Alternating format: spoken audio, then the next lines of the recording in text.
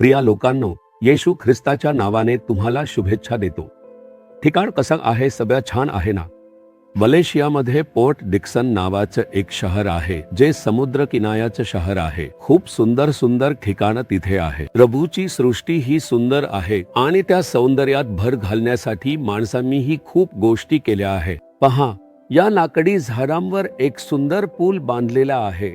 खूपच छान आहे ना? या किनाऱ्यापासून त्या किनाऱ्यापर्यंत आपण पुलावरून जाऊ शकतो. या जगातून स्वर्गात जाण्यासाठी प्रभूने एक पूल तयार केला आहे. तो लाकडी पूलच आहे. कोणते झाड असावं असं वाटतं का? ते म्हणजे क्रूसाचे झाड. क्रूसाच्या झाडावर येशूने आपलं रक्त सांडून प्राण दिला आणि त्या रक्तामुळे आपण तारण पावल्यास आपण स्वर्गराज्यात प्रवेश करू शकतो. दुसरा कोणताही मार्ग नाही. एकच मार्ग आहे आणि तो म्हणजे येशू ख्रिस्त. कारण पाप आणि शाप यांचा भार त्यांनी क्रूसावर उचलून त्यासाठी प्रायश्चित्त केलं. या प्रायश्चित्ताच्या माध्यमातून आपण मुक्तीचा अनुभव घेतल्यावरच स्वर्गराज्यात प्रवेश करता येतो. नीट विचार करा, प्रभूने तुमच्यासाठी कोणतं वचन ठेवले? स्तोत्रसंहिता अध्याय 37:19. ते विपत्काली लज्जित होणार नाहीत, ते दुष्काळाच्या दिवसात तृप्त राहतील. प्रभू म्हणतात, माझ्या मुलांनो, संकटाच्या काळात तुम्ही लज्जित होणार नाही आणि दुष्काळाच्या काळात तुम्ही तृप्त व्हाल. म्हणून जर एखादा संकटाचा काळ आला तरी त्या संकटातही तुम्ही सुरक्षित राहाल आणि लज्जित होणार नाही. राजा दावीद स्वतःच्या अनुभवातून हे सांगत आहे. त्याच्यावर एक खूप मोठं संकट आलं होतं. देशाचा राजा साऊल संपूर्ण सैन्यासह दावीदला शोधून त्याचा वध करण्यासाठी मागे लागला होता. एक मोठं संकट एका देशाचा राजा त्याच्या विरोधात उभा राहिला होता. आपलं सैन्य पाठवून त्याला ठार मारत होता. एक माणूस कसा वाचू शकतो? म्हणूनच दावीद म्हणतो, माझ्या आणि मृत्यूच्या दरम्यान फक्त एक पाऊल अंतर आहे. इतकं मोठं संकट त्याच्यावर आलं होतं. दावीद संपला, हरवला, नष्ट झाला असं शत्रूला वाटत होतं. पण परमेश्वराने त्याचं रक्षण केलं. त्याला लाजिरवाणं होऊ दिलं नाही. त्याचं रक्षण करून त्याच लोकांमध्ये त्याला उंच स्थान दिलं आणि राजा बनवलं. ज्या ठिकाणी तुमच्यावर संकट आलं आणि ते तुम्हाला नष्ट करायचं ठरवलं, त्याच ठिकाणी तुम्हाला उंचावलं जाईल. तुम्ही लाजिरवाणं होणार नाही, कारण तुम्ही धाडसाने सांगितलं, येशू माझ्यासोबत आहेत. येशू माझ्या गोष्टींची काळजी घेतील. तो तुम्हाला लाजिरवाणं होऊ देईल का? तुम्ही तर विश्वासाने सांगितलं ना. मग प्रभू तुम्हाला कसा काय सोडून देईल? तुम्ही लाजिरवाणं होणार नाही. इतकंच नाही तर दुष्काळाच्या काळातही तुम्ही समाधान पावाल. दुष्काळ आला की धोका असतो.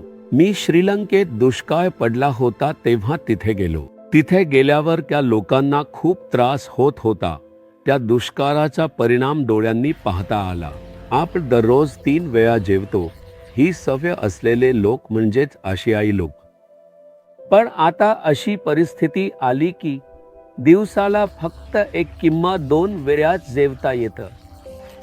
कधी कधी एक वेळचे जेवण विसरून जात होते. दुष्काळाचा परिणामच असा होता. जे काही मिळेल ते खाऊनच जगायचं अशी परिस्थिती निर्माण झाली होती. मग त्या दुष्काळाच्या काळातही आपल्याला समाधानाने जेवायला मदत करणारा एक परमेश्वर आहे.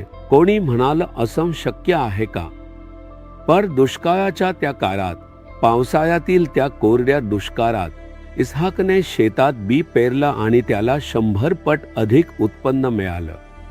दुष्काळाच्या काळातही आशीर्वाद येतो. एलियाला पहा, ही दुष्काळाची वेळ होती. 3-3.5 वर्षांचा काळ. यावेळी सगळीकडे हालचाल होती. पिण्यासाठी पाणी नव्हतं, खाण्यासाठी अन्न नव्हतं. राजवाड्यात सुद्धा दुष्काळ आला होता, राजाच्या राजवाड्यात. पण त्यावेळी एलिया एका विधवेच्या घरी थांबलेला होता आणि तिथे मात्र दुष्काळ नव्हता. इथे भरपूर पीठ आणि तेल सतत वाढत होतं.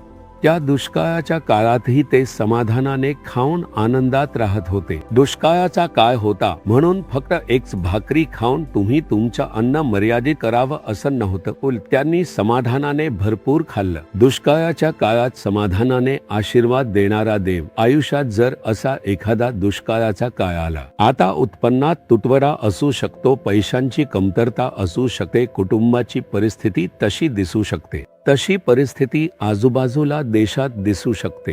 रघु म्हणतो, दुष्काळाचा काळ असो जगासाठी तो असो, पण तुम्ही समाधानाने अन्न खालाल, तुम्ही समाधानी राहाल, आनंदी राहाल. दुष्काळाच्या काळात मीच तुम्हाला आशीर्वाद देणारा देव आहे असं प्रभू सांगतो. म्हणूनच आजूबाजूला पाहून निराश होऊ नका. आपल्यालाही त्रास होईल का विचारू नका. संपूर्ण जग त्रस्त झालं तरी तुम्ही त्रस्त होणार नाही, कारण तुमच्यासोबत असलेला परमेश्वर महान आहे, आशीर्वाद देणारा आहे.